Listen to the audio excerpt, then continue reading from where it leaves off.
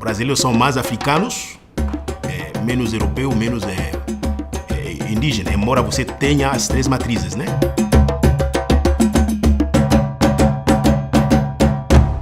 Durante muito tempo se tentou negar a contribuição dos negros para a nossa riqueza espiritual e intelectual. Se admitiu, porque é impossível negar, que a riqueza material foi feita com base no sacrifício dos negros, do sangue e do suor dos negros. Mas muita gente se obstinou em dizer, não, eles só foram isso, só foram máquinas de trabalho. Não foram, não, é mentira. É o apagamento e esquecimento da contribuição do africano na construção da história brasileira. É possível pensar em música brasileira sem música negra? É possível pensar em dança brasileira sem dança negra? É preciso pensar em arte plástica brasileira sem tirar a contribuição dos negros? É possível pensar ciência brasileira sem a contribuição dos negros? É impossível. A relação entre Brasil e África, né, no que tem a ver com a dita raça africana, primeiro é um olhar de silenciamento, de negação, né? Essa é a primeira dinâmica que a gente observa. Só que essa dinâmica de negação tem uma história. Aí a gente vai ter que voltar lá atrás, quando tudo começou com o processo de escravização. Para justificar, foi preciso coisificar. E coisa não pensa. A gente dizia que negro não tinha alma. A gente internalizou o racismo nesse país. São muitos anos de escravidão, de certo modo a escravidão continua. A gente foi ensinado a ser racista. Você não quer ser, eu não quero ser, mas a gente é compelido a isso. Então muita gente tenta negar sua origem negra. Nós embranquecemos Machado de Assis. Você quer mais loucura do que isso? Essa matriz cultural de formação da nossa nação e identidade brasileira é cruel. É como se os negros tivessem surgido no navio negreiro, não é? Não se conta essa história. Eu vim saber de história africana quando entrei na universidade e me interessei. Por que eu me interessei? Fui procurar, fui tentar descobrir, fica espantado. Meu Deus, civilizações riquíssimas, não é? Gente com arte apurada, não é? Com conhecimentos fantásticos. E ninguém vai se calar, e ninguém vai voltar pro armário, porque a gente veio para revolucionar.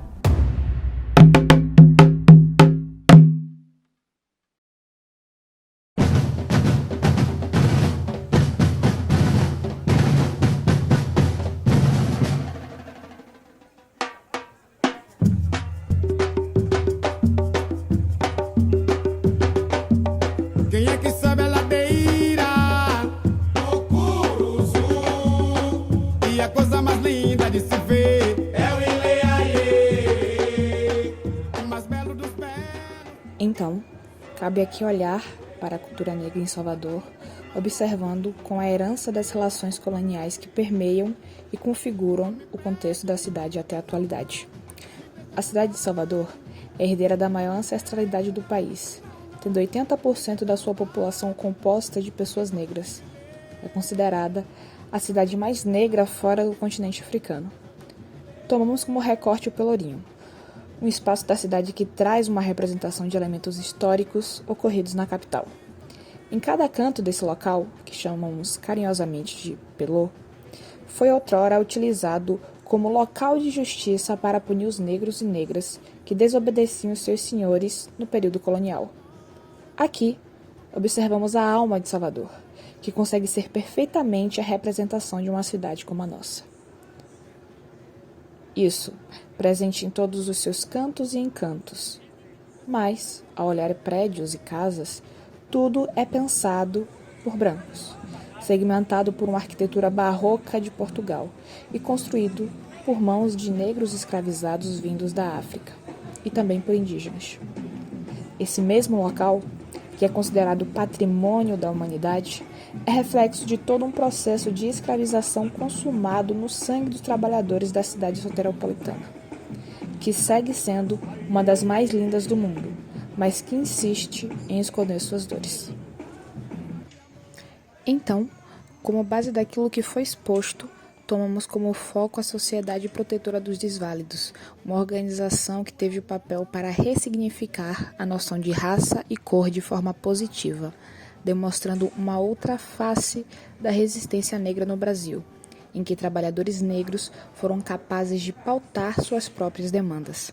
A Sociedade Protetora dos Desválidos é a primeira organização civil negra do Brasil. Atuou como uma associação entre negros que uniam seus recursos financeiros a fim de destiná-los a si próprios ou a outros negros e suas famílias nas horas de necessidade, como doença, desemprego, prisão ou até mesmo a morte. Ou seja, uma ação baseada no mutualismo. Percebemos já aqui o quanto a sociedade atual ainda tem raízes do período colonial, que tentam invisibilizar tudo aquilo relacionado aos mecanismos culturais e de identidade dos povos negros. No espaço que cedia a SPD, na atualidade, existe a preservação de memória desses povos, por meio de apresentação de diversos artefatos da época, como máquinas de costuras, rolos e até mesmo itens religiosos são encontrados no principal prédio sediado no Pelourinho. Apesar de tudo, o projeto continua vivo, atuando com ações diretamente para a população negra na comunidade. O SPD se torna uma forma de resistência da população negra, justamente nesse espaço que falamos, que desde 1832 vemos o negro batalhando pelo local dentro de um espaço cultural, religioso e político que é completamente dominado por brancos. É notório e gritante o olhar no até então considerado Centro de Cultura Negra de Salvador, que é completamente cercado por igrejas católicas. Por fim, o que buscamos pensar é nas representações culturais que são invisibilizadas durante esse tempo. É de olhar para os espaços, como o Pelourinho, como espaços reais da luta do povo negro, para que possamos descolonizar o nosso olhar e dar força à perspectiva da cultura negra que tenta se apagar.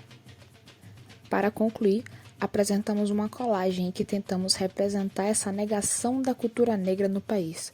Na figura, representamos um mapa do Brasil, no qual está sendo retirada a bandeira do país, dando a possibilidade à leitura das personalidades negras, que, para nós, representam ciências, literaturas, linguagens e que, sobretudo, representam as resistências desse povo. Trouxemos essa arte para pensarmos em como a construção de um nacional é a construção de uma hegemonia, onde símbolos e os heróis da nação são figuras que tentam homogeneizar uma identidade que, na realidade, é diversa. Nessa homogeneização, tenta-se apagar heroínas como Maria Felipina, que resistiram à dominação europeia. Tenta-se deslegitimar as linguagens de personalidades como Emicida, que são contra-hegemônicas, utilizando as linguagens do povo negro da periferia.